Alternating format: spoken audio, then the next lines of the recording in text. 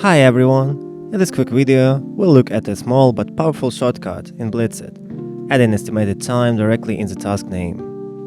Normally, when creating a task, you'd type the title and then add the estimated time in the ST field. But Blitzit now gives you a new way to do this. Just type the time at the end of your task description, and Blitzit will automatically parse it into the estimated time field. For example, if I type prepare slides 28 min, Blitzit sets the ST field to 28 minutes. If I type write blog post 1 HR, the ST field shows 1 hour. If I type email campaign 2 HR 15 min, the ST field shows 2 hours and 15 minutes. So to set minutes, just write the number followed by min. And to set hours, write the number and either HR or the full word hours.